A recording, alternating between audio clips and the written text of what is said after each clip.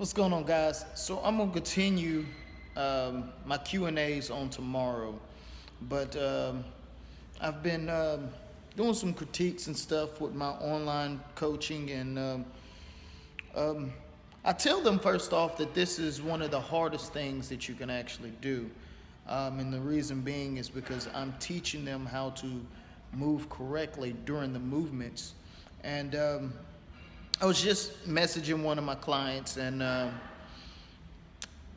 basically I was saying, and this is what I tell my young guys, I was saying, if you try to fuck the weight, it's gonna fuck you right back.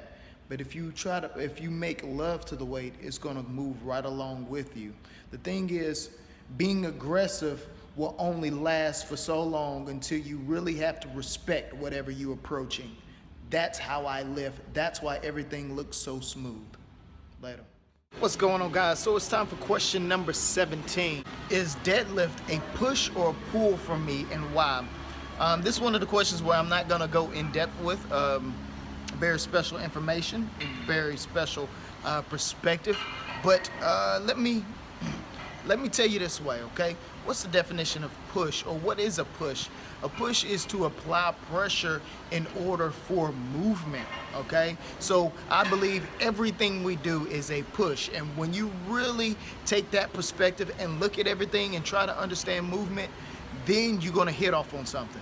I can't wait to read the comments because this bulls people's belief system, you know? But what's really funny is the information I've been given for the past 8 years. Other people that's been in the game are just now starting to use this information after they would argue me down, you know? And but you know, that's life. What's going on, guys? So it's time for question number 18. The question is, do I use the Fasava over the breath during my bench press? Why not? I'm a firm believer in using the breath, okay?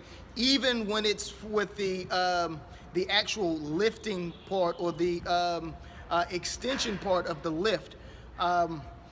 General information, when you are using the Fasava or holding all that pressure or holding that air while pressing, okay, performing the lift, you're gonna cause a lot of things. But not to get into it too in depth, using the breath, you create more tightness than using that Fasava, okay?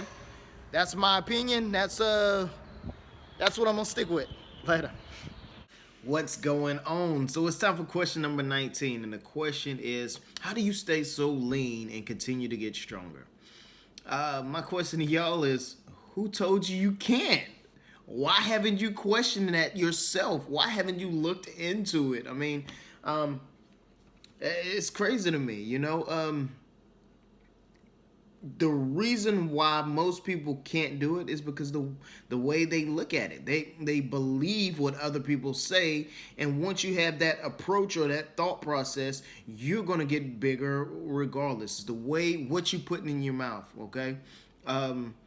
So the reason why I do it, I can do this, is because one, my thought process about it, is the way I approach it, is the way my outcome. Two, I have a great deal of patience.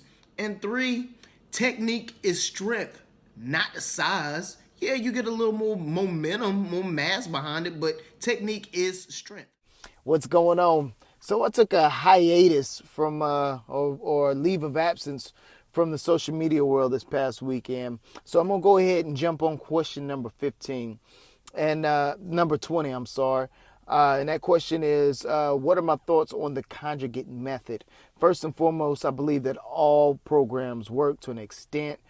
Secondly, I believe that a lot of people don't understand that the program that you use will determine or affect the way that you lift, your form and technique. And with that being said, we should all know that our form and technique is the pinnacle of whether or not we're going to get stronger or even get close to our potential. So with that being said, whatever way you want to lift, that's what type of program you actually need to use. So the understanding is your form and technique is number one, and then you have to make the decision to come up with a program that will allow you to get close to your potential. Later. What's going on, guys? Time for question number 21. And the question is, what is my diet like on and off season? Okay, first of all, when it comes to powerlifting, I don't think of it as being a on season and an off season. Lifting is lifting to me. So I'm gonna eat the way that I eat. Okay. So with that being said, I am vegan. Now, I always try to be honest because I'm not fully vegan just yet. It's been about 8 to 10 months. I have meat here and there because I am a meat eater, and I do this because it allows me to think better, speak better, and be able to meditate better. So the type of diet that I do or lifestyle that I do is a alkaline type, mucus-free type lifestyle. So there you go. Later. What's going on, guys? So it's time for question number 22, and the question was, what do I think or feel before I actually lift? She said it's like watching a monk tapping into the universe. She said I'm a calm lifter and things like that, which I appreciate. Thank you.